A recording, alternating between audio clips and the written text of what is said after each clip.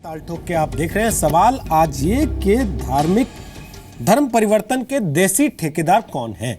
विदेश से चंदा लेकर क्या एनजीओज कुछ देश में सांप्रदायिकता का गंदा धंधा कर रहे हैं?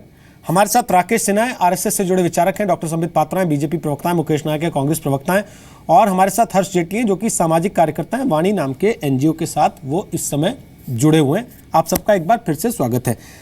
पहले जो सवाल मैंने राकेश सिन्हा साहब से पूछा था, संबित पात्रा आप सरकार को चलाने वाली पार्टी के प्रतिनिधि हैं, मैं आपसे पूछ रहा हूं वही सवाल वापस फिर से कि धर्म का इस्तेमाल अगर राज्य के विस्तार के लिए हो रहा हो तो उसे आतंकवाद की संज्ञा क्यों ना दी जाए? देखिए, आतंकवाद का एक फॉर्मेट है कि किन चीज़ों को आतंकवाद में शामिल करना है। दूसरी बात में मैं ये भी आपको याद दिलाऊंगा कि एग्जैक्ट डेफिनेशन आतंकवाद का क्या है वो तो यूनाइटेड नेशन ने भी अभी तक तय नहीं किया है, जिसको लेकर कि मोदी जी ने यूनाइटेड नेशन में खुद कहा था कि आप आतंकवाद के डेफिनेशन को निर्धारित करिए, जब तक वो नहीं करेंगे तब तक बड़ा मुश्किल हो जाएगा।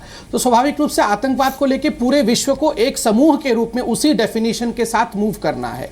और जहां तक पैसे को इस्तेमाल करके जो पैसा राम दीन को रॉबर्ट बना देना, ये कह के कि तुम्हारे धर्म में तुम्हारा अपमान हो रहा है, उसको ये कह के बरगला लेना कि हम तुम्हें बेहतर जिंदगी देंगे जबकि उसकी जिंदगी बदलती भी नहीं हो, उसे ये कह के कि अब तुम्हारा धर्म बदल गया, उन सुविधाओं या उन मूलभूत अधिकारों से भी वंचित करा देना जो उसे दलित या अनुसूचित जाति जनजाति के होने के नाते मिलते, क्या यह आतंकवाद नहीं है एक तरह का?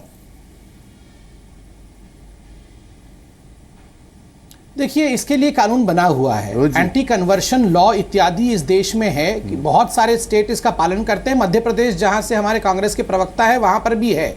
अगर आप किसी को जोर जबरन कन्वर्शन करते हैं तो स्वाभाविक रूप से वह कानून उसके ऊपर लागू होगा, व्यक्ति जेल में जाएगा। इस पर सुप्रीम कोर्ट तक में सुनवाई हो चुकी है। सर, अगर कानून है आपके पास, इतनी पुख्ता चीजें, इतनी ताकत है हमारे संविधान में, हमारे कानून में, हमारी सरकारों के हाथ में, तो फिर ये सब धंधे बंद क्यों नहीं हुए?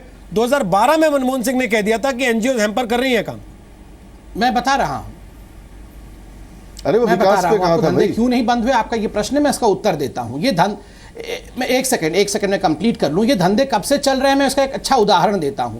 1947 से पहले जब ब्रिटिश सरकार हमारे देश में थी तब से ये धंधे चल रहे हैं। उसी का नतीजा रहा कि महात्मा गांधी को ये कहना पड़ा। महात्मा गांधी ने क्या कहा, मैं वो कोट करता हूं, I quote, I hold that conversion under the cloak of humanitarian work is to say the least unhealthy.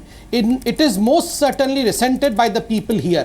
Mahatma Gandhi भी इस विषय को लेकर बड़े द्रवित थे, बड़े चिंतित थे कि जो लोग ह्यूमैनिटेरियन इंसानियत के लिए काम करते हैं अगर वो भी कन्वर्शन करना शुरू कर दें और धर्म परिवर्तन करें तो उससे जघन्य अपराध कुछ नहीं होगा। तो स्वाभाविक रूप से जब से इंडिपेंडेंस है तब से ये काम चल रहा है। किसने बढ़ावा दिया और क्यों बढ़ा?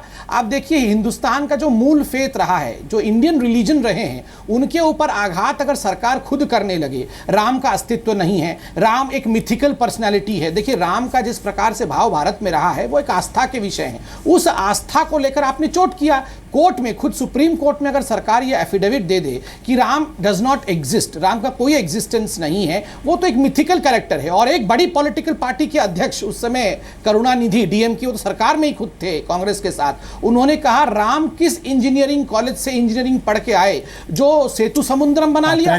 जिस देश में खुद सरकार अपने ही भगवान, अपने ही राजनीति के लिए इस्तेमाल करने लगे तो दूसरे देश के लोग आके करने लगेंगे। नहीं सर, राजनीति में बता रहा हूं क्यों होता है ये और क्या होना आप इस वक्त डिबेट को उस दिशा में ले जाना चाह रहे हैं जहां आप अपने पॉइंट स्कोर कर सकें। आप भी जानते हैं अच्छे से इस चीज को। बिल्कुल नहीं, मैं जानता हूं आप एक अच्छे प्रवक्ता हैं, आप उस चीज को दिशा में ले जाने की पूरी कोशिश कर रहे हैं, बजाय इसके कि आज सरकार का प्रतिनिधि होने के नाते आप इस देश को एक भरोसा दें कि कम से कम अब एक ऐसी सरकार है जिसके मंत्रियों को यह बताने में शर्म नहीं होती कि मेरा धर्म क्या है, तो वो लोगों को अपने धर्म से भाग के दूसरे धर्म में भागने की बजाय ये बताएगी कि आप अपने अपने उसमें रहिए और इस चीज को सांप्रदायिक होने से बचाइए।